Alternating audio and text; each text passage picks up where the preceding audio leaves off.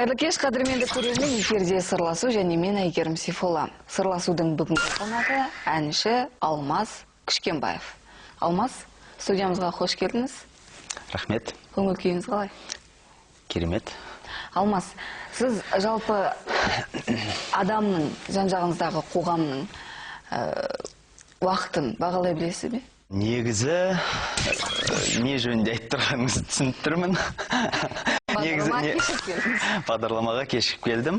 Жалпы осылай ма, әлде бұл? Жоқ, негізі кешікпеуге тырсам. Сіз Суперстарға қатысқалы 10 жыл уақыт өтіпті, иә? Осы 10 жылдың аралығында Алмаз қаншалықты өзгерді?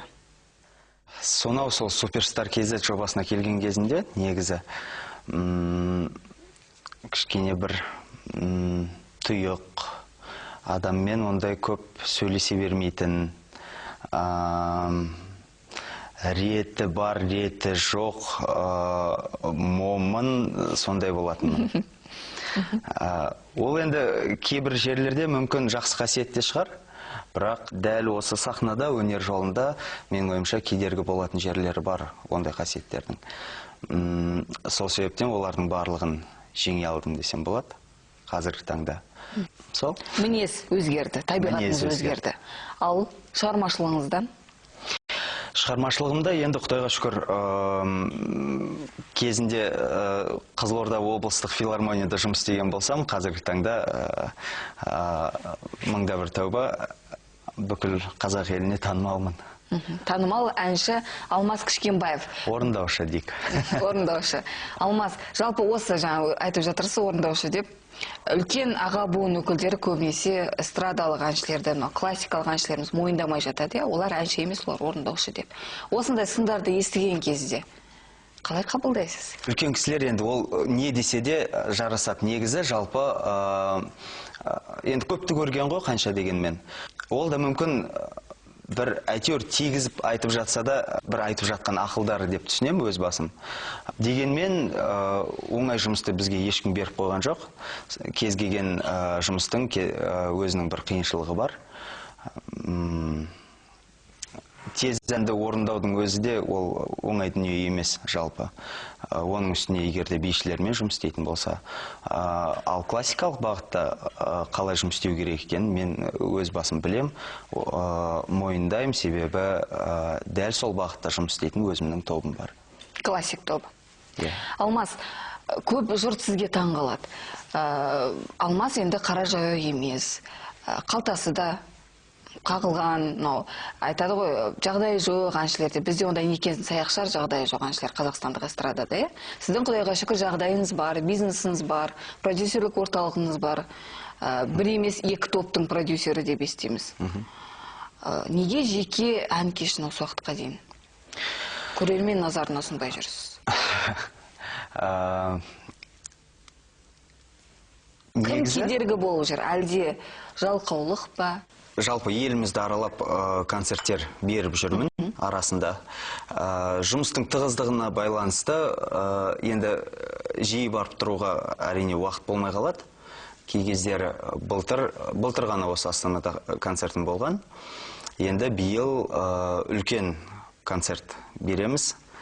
Құдай қаласа қыркүйек айының 27-сінде Астанада, Алматыда әлі күні қойылған жоқ, белгіленген жоқ. Сол, енді мен негізі өзім... Күш сізге түседі ме? Мысалы, бізде бар ғой әншілер, жеке ән кеші дейді, қаншама басқа әншілер арқылы көрермен жинау. Менде өзімде ғана болады. Яғни айтқанда өзім ғана болам концертте. Мүмкін әрі кетсе өзімнің жобаларым ғана болады шығар. Сіздің жобаларыңыз классик тобы? Және виолет тобы. Әзірге? Әзірге. Бұдан да басқа болуы мүмкін бе? Ұсыныстар түсіп жатыр ма? Я болмаса өтініштер, негізі басында кішкене күлетін, мен өзіме бір кішкене қызық болып көрінетін да. Себебі енді мен бір айтарлықтай продюсер емеспін ғой, мысалға, Ләйлі Сұлтанқызы сияқты, иә? Продюсерлерден кімдерді мойындайсыз? Әрине, ең біріншіден Ләйлі Сұлтанқызын. Өзімді адам қылып аяққа тұрғызған. Алуа Қонарова, Баян Есентаева, Эрик Тастимбеков. Сол осы. Олардың қатарына сізді қоя аламыз ба? Әлде соңғы? Әзірге жоқ. Әзірге жоқ. Әзірге жоқ. Бірақ енді продюсер болып жүрсіз. Нәтижесі жаман емес. Солай ма? Оны Қалай енді қабылдайды? бағасын жалпы халық береді. Егерде классиктің август айына дейін барлық күндері белгіленіп қойылған болатын болса, мүмкін жақсы қабылдайтын шығар. Сұраныс бар деген сөз. Сұраныс бар. Виолем.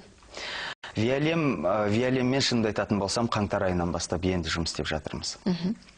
Қазір осы бірнеше айдың көлемінде біраз жұмыстар жасалынды, біраз еңбектер жасалынып жатыр, әлі де жасалынады. Олардың жетер белестері, алар белестері әлі алда. Болашақтарына сенесіз, де? Әрине. Олардың репертуары, киімі барлығы сіздің мойныңызда. Олардың тұрмысы? Енді тұрмысы алматылықтар. Виолем тобы біреуі ғана қызылордалық, бірақ оның өзі Алматыда тұрады. Классик тобы, олардың тұрмыстары менің мойнымда. Жағдайлары жақсы ма барлығын? Құдайға шүкір. Алмас, жаңа сіздің жеке әнкешіңізге оралайық, иә? Қандай жаңалықтармен қуантасыз көрерменді? Бүгінгі таңда сіздің қоржыныңызда қанша ән жиналды? Қанша ән бар? Негізі ән енді Құдайға шүкір жеткілікті.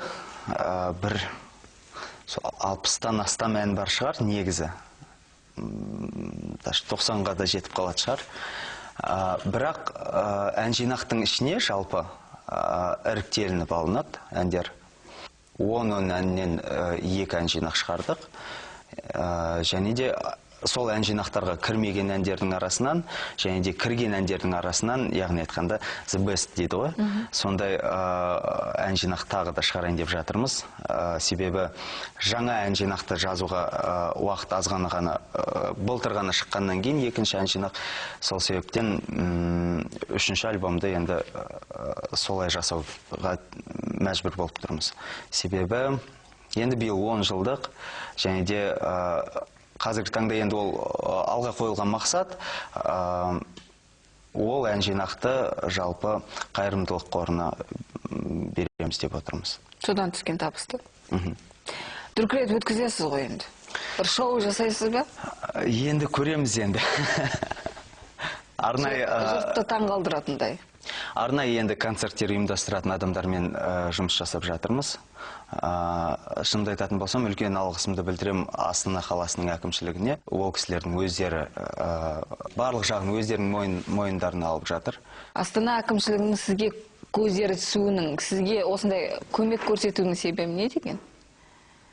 Астананың үлкен мерейтойларында, маңызды мерекелік шараларында бәлкім сіз жүретін шығарсыз. Енді ондай да кездер болады. Тегін қызмет көрсетесіз бе? Жоқ. Тегін емес, ә? Менің ойымша кез келген еңбек негізі ақталу керек. Сонда сіздің табысыңыз қанша? Бұлай айтайын, жылына 100-120 мың доллар. Табысыңыз, табатын. Меншігіңізде не бар? Үйім бар, машинем бар. 2 жобам бар.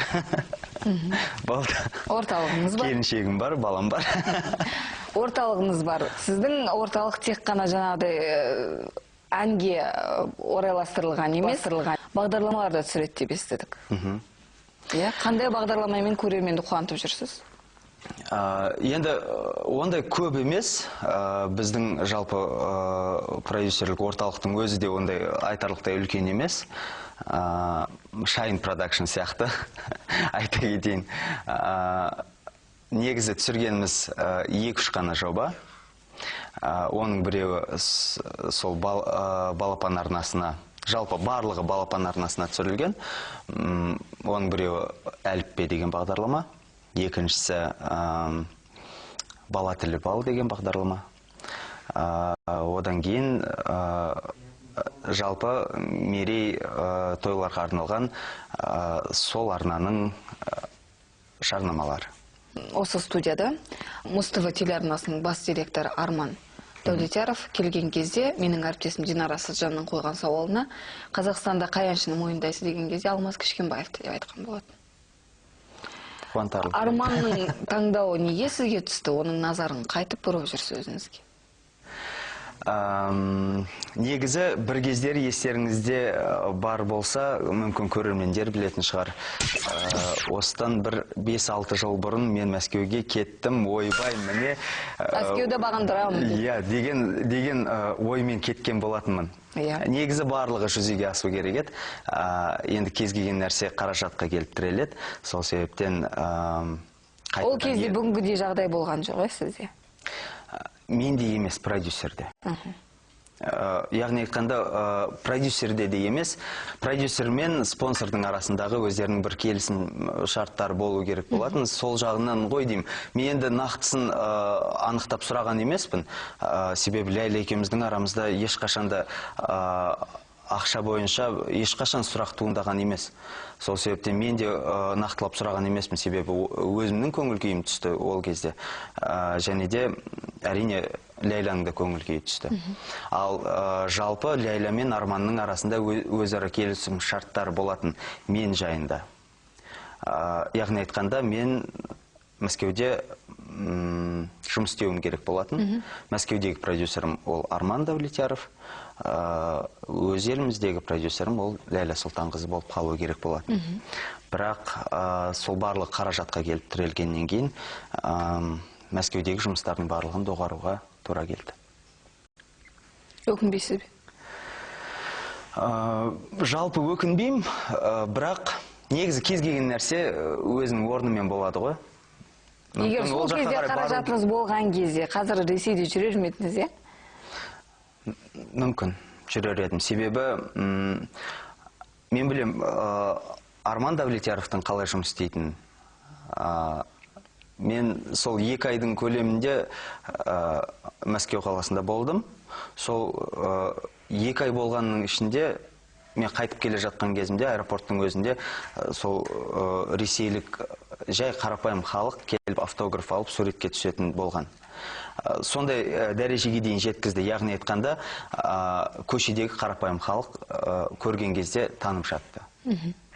Ол әрине ең бірінші орында тұрады, енді ол кісінің еңбегі. Ол мақсат енді ол көшеден көріп автограф алып суретке түсу емес, бірақ дегенмен ол кісінің еңбегін мойындау керек деп ойлаймын. Одан кейін талпыныс болған жоқ па, мысалы, берсін келе? Қазір? Енді қазір барудың білмедім. Жастар бар ғой. Сіз де жас емессіз бе? Жасыңыз бар жоғы 30-дың маңайында, е? Е. Семьям бар, бала-шағам бар. Не істеймін басқа елде? Өз елімде жетіп жатыр. Өз елімде ұлтан болайын дейсіз ғой, өзге елде сұлтан болғанша. 2008 жылы сіз Ресейде өткен 5 звезд байқауына қатысып 2-ші орынды алдыңыз, е? Бұл байқау сізге не берді? Кейбір байқаулар шынымен де адамның бағын жандырып жібереді, ал кейбір байқаулар бір өте шығады әйтеуір. Кез келген нәрсе ол жалпы пиарға келіп тіреледі. Сол жобадан кейін, келгеннен кейін Қазақстанда, өз елімізде ондай айтарлықтай пиар жасалынған жоқ. Тек қана пресс-конференция жасалынып, бірнеше интервьюлер берілді де, сонымен доғарылып қалды. Себебі ол пресс-конференцияның өзінде, сол берілген интервьюлардың өзінде мен Мәскеуге кетіп жатырмын деген ақпаратты жариялаған болатынбыз. Сол себептен бір айтарлықтай енді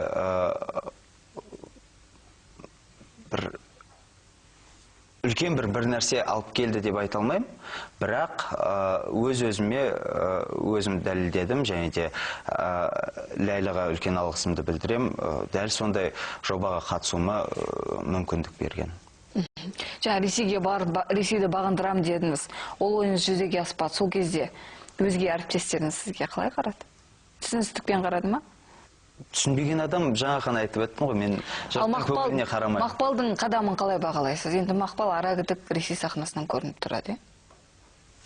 Енді Мақпал үшін қуаныштымын. Қуанасыз? Әрине. Іштеген қылып кетпейді. А? Енді өзіңізді бір түрді сезінбейсіз. Жоқ. Сізде қызғаныш сезімі жалпы бола ма? Болады. Қандай сәтте? Кімдерді, нені қызғанасыз? Шынымды айтатын болсам, енді ол бір қызғанып, неге... Мысалы, Қайрат Нұртасты. Көбінесе Қайрат Нұртасты алға тартқан кезде, Көп әншілер біздің кәдімгідей былай алақанда ұстап жүрген әншілеріміз камера болмаған жерде ой дейді Қайрат. Ал камераны қосқан кезде енді Қайрат өскен барлығымызға жақсы, ол көтерілуіміз керек дейді мысалы, сол сияқты. Сіз Қайрат Нұртастың бүгінгі табысы, оның бүгінгі шарықтап тұрғаны, оның бүгінгі көрермендердің, тыңдармандардың назарында, сүйіспеншілігінде болуы сіздің қызғанышыңызды оятпады ма? Жоқ, әрине. Кез келген адам өзінің қолынан келгенше жасайды ғой еңбегін. Білмеген жерін үйренуге тырысады. Шынымды айтатын болсам, Қайраттан үйренетін жерлерім көп. Яғни айтқанда, Қайраттың өзінен емес шығар негізі, анасынан. Егерде Қайраттың анасы болмаса, менің ойымша, Қайрат қазір Қайрат болар ма еді? Негізі. Көп нәрсе бір адам. Себебі Қайрат секілді айтатын әншілер, мен секілді айтатын әншілер жеткілікті. Қазір елімізде жаңа жоба ашылайын деп жатыр. Жас бүлдіршіндердің арасында бүкіл Қазақстанды біз бірнеше іріктеліп алынған әншілер аралап жүріп, қатысушыларды, жас өспірімдерді тыңдап шыққан болатынбыз. Таланттар өте көп. Бізден мықты, әлде қайда мықты айтатын әншілер көп. Сол себептен олар шықса, сұранысқа ие болмай қалсаңыз. Жоқ, енді продюсер болып жүре бересіз, енді жасым бір 60-70-ке келгенше енді ойбай жалғыз мен ғана, мен дей бермеймін ғой. Кез келген нәрсенің өзінің орны бар ғой. Барлық нәрсе өзінің орнымен болу керек. Орныңызды білесіз. Әрине. Жас қанат байқауына өтпей қалуыңыздың себебі не? Ақша. Барлығы сол қаржыға кеп тіреледі, сізде? Ол кезде қолдайтын жомарт азаматтар болмады? Ол кезде негізі енді бұл жөнінде мен ешқашанда айтқан емеспін. Қазір мүмкін қорыққан да шығармын айтуға. Қазір білмеймін неден қорқатынымды, қорықпаймын еш нәрседен. Қазір айта берсем болады. Қазір батырмын дейсіз ғой, қорқа батыр болады адам деген. Кезінде негізі кәдімгідей ақша сұрайтын. Сол жоба. Қызылорда облысы болып, кәдімгідей ақша беретін болып, осы спонсорлық кәдімгідей қаражат жинап сөйтіп жіберетін болған. Сөйтіп мен жаңағы әнімді алып, мына әндерді жаздырасың деп өздері таңдап береді еще. Сол әндерді алып, біреуін Алматыда Ермек Елгезековке алып бардым, екіншісін Шымкенттегі бір композитордың әнін аласың, сол композиторда жаздырасың деп. Оларға мынанша өздерінің, яғни айтқанда, гонорарларын бересің деп.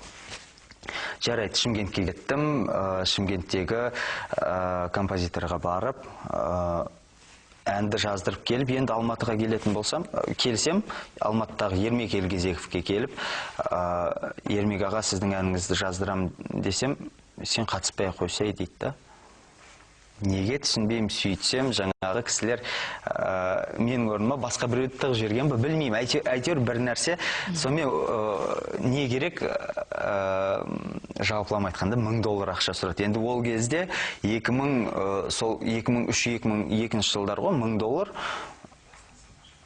Мен бір 1000 ұйықтасам, ұйқыма кірмейтін шығар, ондай сома енді ол кезде. Сол себептен амал жоқ.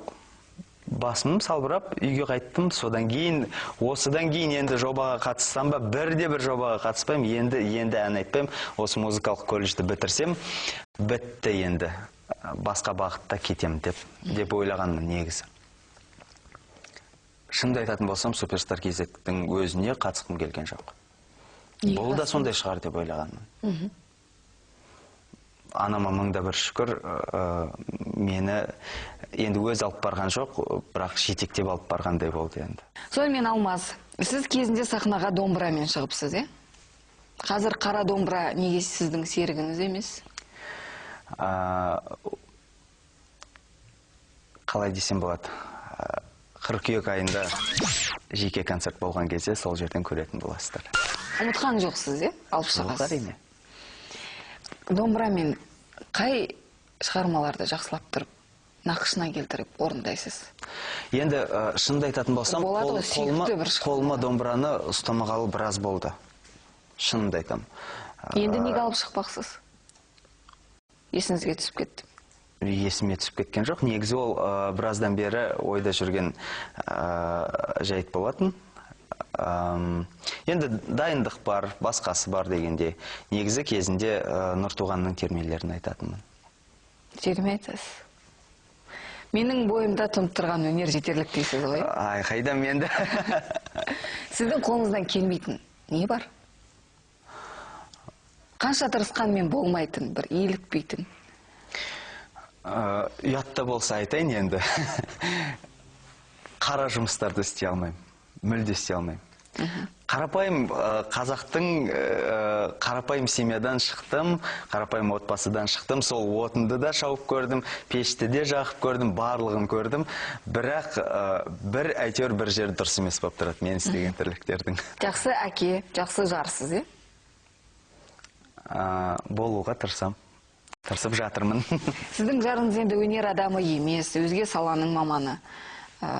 Сіздің табиғатыңызды, сіздің өнеріңізді түсінеді ме? Түсіністікпен қарай ма? Әрине.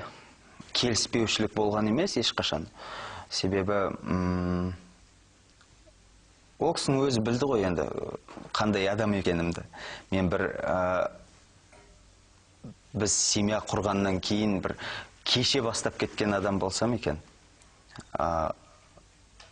Кез келген жұмыс ол жұмыс қой. Сол себептен нағыз енді менің өмірімдегі нанның көзі осы болғаннан кейін амал жоқ. Көнеді. Қайда барады? Иә. Ол кісі қай саланың маманы? Есеп қисап. Бухгалтер. Есеп қисапқа сіз жоқсыз, е? Мен жоқпын. Ол кісі сізге тұрмысқа шыққаннан соң мүлдем жұмыс істемейді екен, е?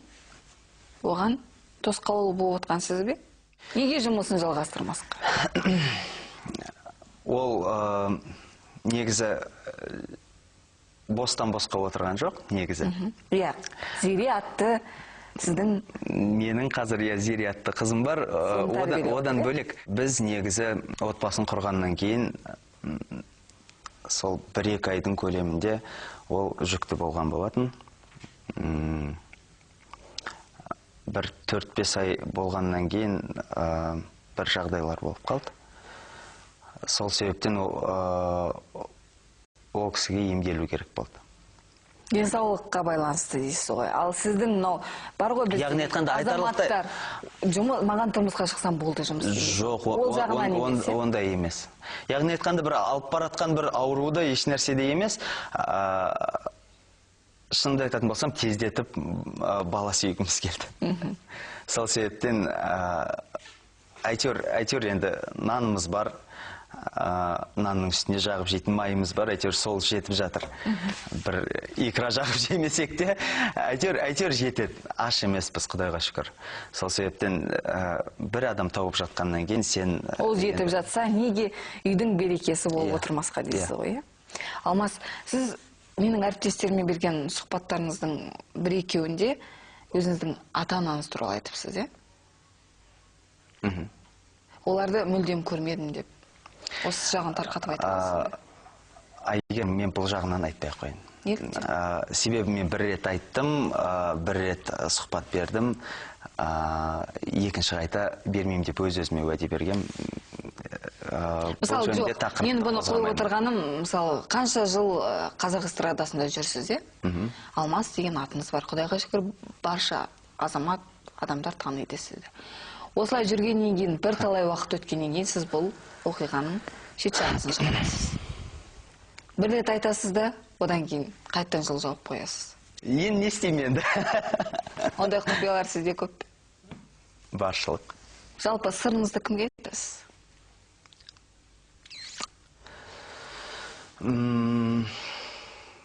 Достар Мөлдірге айтам. Кейбір сырларым да бар. Досым маған айтатын. Ешкім білмейтін сырларым бар, досым маған айтатын. Мөлдір де білмейді ол сырларды. Қанша досыңыз бар? Негізі жалпы достарым көп, жақын досым деген қазіргі таңда біреу ғана. Данияр Өтеген, Ринго тобының мүшесі. Жұрт не дейді деген сөзден сіз қорықпайсыз, бәрібір сізге. Мен алға қойылған өзімнің мақсаттарым бар, жұмыстарым бар. Оларды ойлап жүретін менің уақытым жоқ, мен жұмысымды аяқтаған артық. Қазақстандық эстраданың бүгінгі кемшілігі мен артықшылығына тоқталыңыз. Неге бізде шоу-бизнес, той-бизнес деп айтады, шоу-бизнес жоқ, бізде той-бизнес дамыған дейді. Бір сарындылық басым дейді. Бір сарындылық басым. Енді оны мен келсем, ал той-бизнес деп, той-бизнесті кәдімгідей бір жек көретін адамдарды мен жалпы негізі шынымды айтатын болсам түсінбеймін. Себебі, оны мойындау керек, ең басты нанның көзі сол. Әншілер үшін қазіргі таңда. Себебі күнделікті күнде бір болып атқан бір үлкен жобалар, үлкен концерттер болып жатыр ма екен? Біріншіден. Екіншіден, біздің әрбір сатылып жатқан альбомымызға біз ақша алып жатыр ма екен біз? Алмайсыз. Қомақты ақша дейік, е? Шамамен бір альбомыңыз қанша сіз табыс түсіреді? Әр сатылған альбомнан негізі 5%. Сонда осы уақытқа дейін сіздің? Сонда ол мынандай ғана ақша. Біріншіден, екіншіден, шетелдегідей мысалға бір кәдімгідей тек қана фейс үшін бір ақша тауып жатса екен, теледидарға шықсын, басқа жерге шықсын, жарнамаға шықсын. Ондай жоқ қой. Жоқ болғаннан кейін енді күн көру керек қой, нан табу керек. Тойға шығады, қамал жоқ. Сіз де шығасыз? Шығам. Салық төлейсіз? Салықты мен шынымды айтатын болсам, енді продюсерлік орталық болғаннан кейін әрине төлеймін. Бір сұхбатыңызда айтыпсыз, 10 жыл өтсе де, мені сол суперстардың әншісі ретінде көпшілік шақырады деп. Суперстардың жұлдызы деп көп жерде айтады деп, Алмас Кішкенбаев деп мойындалатындай. Сонда сіз? Жоқ, ол айтылған әңгіме негізі былай болған шығар. Ең бірінші мега жоба болғаннан кейін, соның жеңімпазы болғаннан кейін, Құдайға шүкір, әлі күнге дейін соны айтып барып, хабарлап, яғни айтқанда шақырат сахнаға. Шынымды айтатын болсам, ол образдан баяғы заманда шығып кеткенмін. Өзіңіздің дарыныңызға қанша пайыз көңіліңіз толады?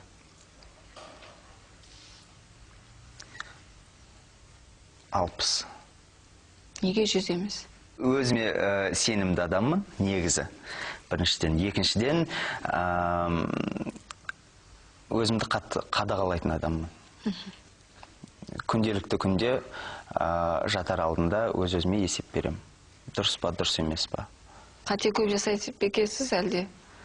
Дұрыс, жөн дұрыс істерді көп жасайды. Қате көп жасаймын. Мысалы? Қандай сәтте қателесесіз? Адаммен, енді ол әртүрлі, енді мен қазір жалпылама мысал келтіре салайын. Адаммен сөйлесуім, қалай сөйлестім, ол былай сұрақ қойғанда мен былай жауап бердім, ол дұрыс па, дұрыс емес па. Одан кейін бір ән жазу үшін маған кемінде бір 2-3 ай керек. Ол ән ұнайды ма, ұнамайды ма, қалай болады, не болады, аранжировкасы дұрыс па, дұрыс өңделіп жатыр ма, яғни оның ішіндегі звук дұрыс па, дұрыс емес па, сондай жағынан өз-өзіме қатты қадағалайтын адам. Сіздің әндеріңіздің барлығы сапалы ма? Барлығы сапалы. Көбісі түсінбей жатады, Алмас қандай ән айтып тұр деп. Мен бірнеше көрерменнің пікірін естідім. Ол менің ойымша, кез келген адамның мысалға өзінің тыңдарманы бар ғой. Сізде бар, Құдайға шүкір. Құдайға шүкір. Сіздің продюсеріңіз Ләйлә Сұлтанқызы болған кезде, мысалы,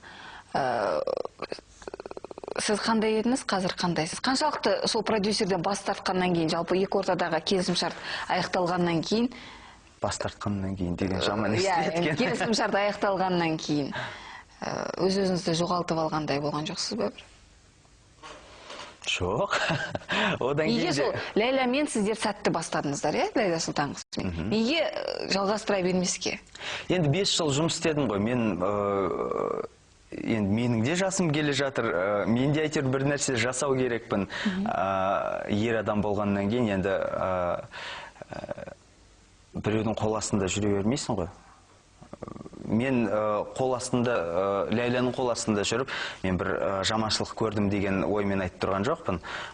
Жалпы ер адам болғаннан кейін менің ойымша... Өзім бас болғым келді дейсіз ғой, иә? Әрине. Ол да бар. Екіншіден, енді келісім шартта аяқталды, біраз уақыт жұмыс істедік. Ұсыныс жасап көрдім, мен өзім жұмыс жасасам қалай болады деп. Ол кісі келісті. Ләйла болмағанда Алмас Кішкенбаев болар ма еді? Жоқ. Кім болар еді? Білмедім. Алмас Кішкенбаев Ләйла болмағанда сол Суперстар KZ жобасынан кейін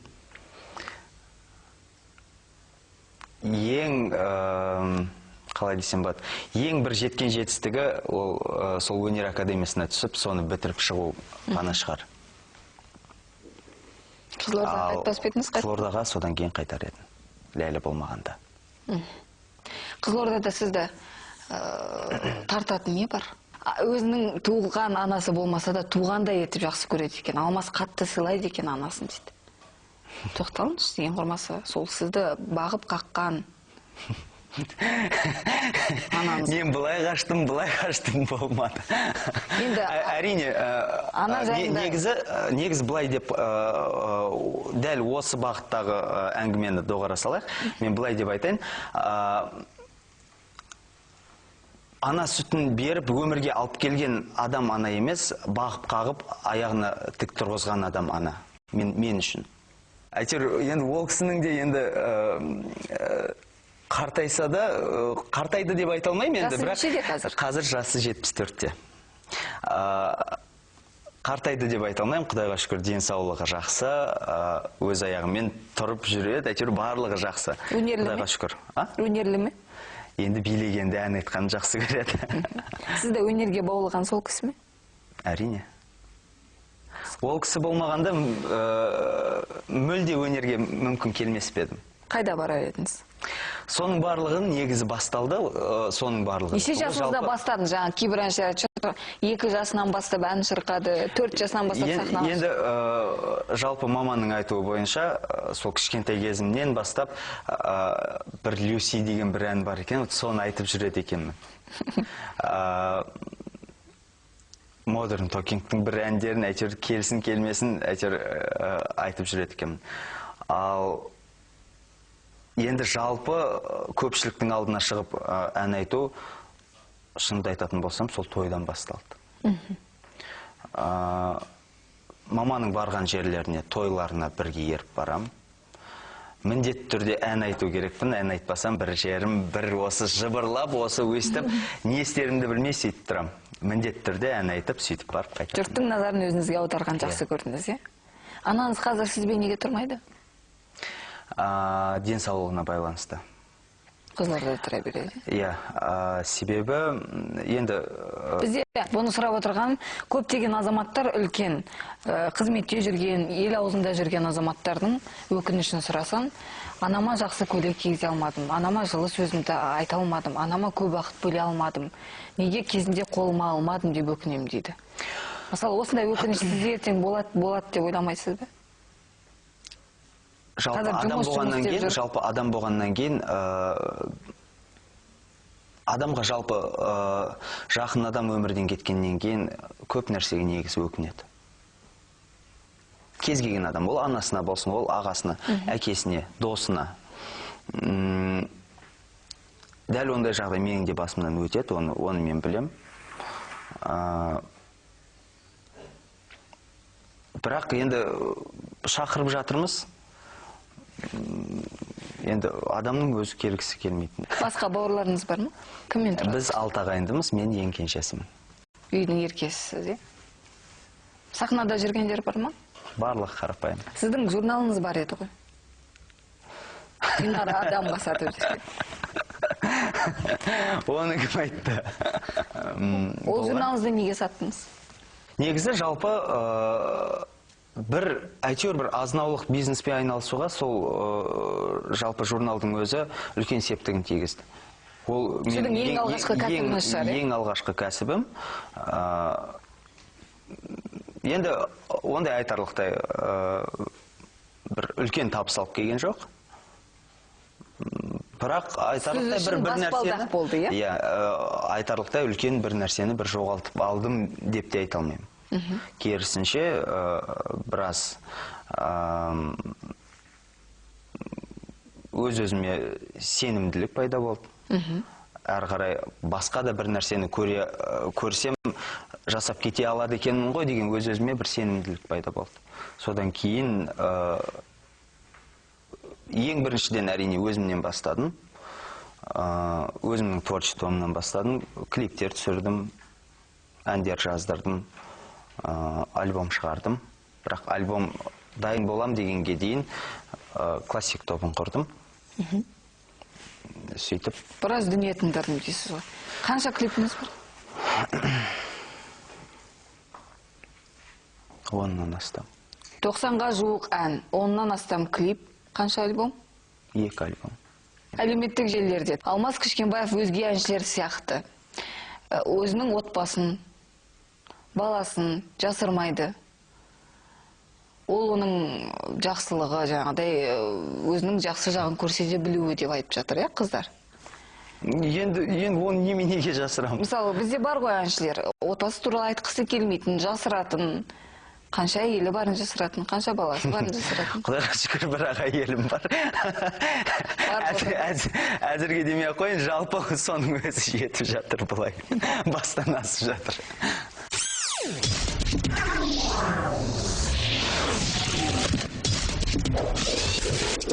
Өзіңізді жақсы сезіну үшін айына қанша қаражат керек сізге? Гонорарыңызды айтпадыңыз. Ол тек қана менің және де менің отбасыма кететін қаражат, ол бір 3000-ның ояқ бұяғында. Доллардың?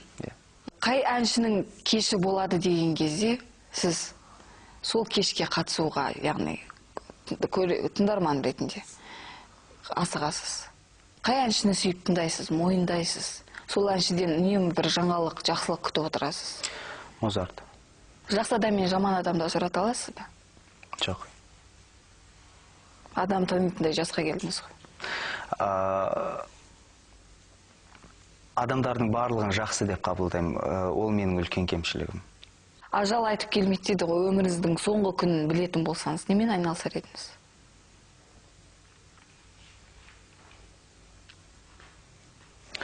Тынбастан намаз оқыр едім. Әлі жығылған жоқсыз, Шынымды айтсам, негізі жығылғанмын, намаз қазіргі таңда кішкене уақытқа байланысты тоқтатып қойдыңыз. Арасында ажырап кетеді. Өткен шағыңызда нені өзгертер едіңіз?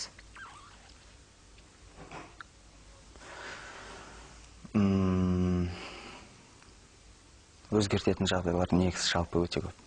Мысалы, бір-екеуін айтыңызшы.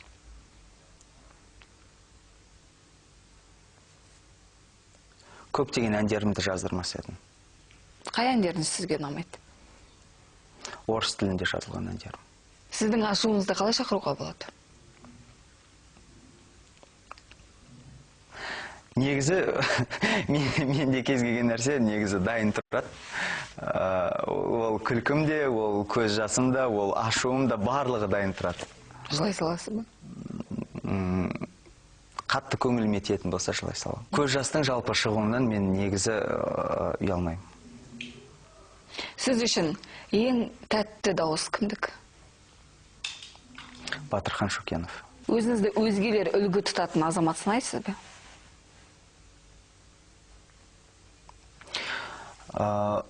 Жалпы сахнада жүрген адамның барлығы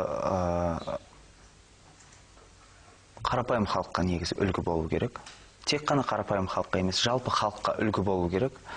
Үлгі болуға әрдайым тырысам. және де сол жөнінде сол бағытта жұмыс жасап жатырмын деп ойлаймын. Дұрыс жолда Құдайға шүкір келе жатырмын деп ойлаймын. Және де дұрыс жолға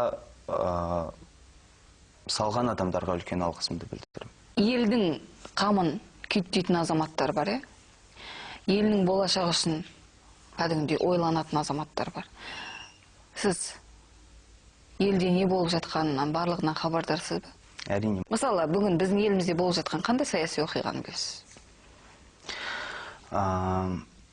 Әйел адамдарының пенсияға шығуы, зейнеткерлік жасы 63-ке ауыстырып жатқаны. Шынымды айтатын болсам, мен қарсымын өзім. Қанша грамм өтірік қостыңыз осы сұхбат барысында? 20%.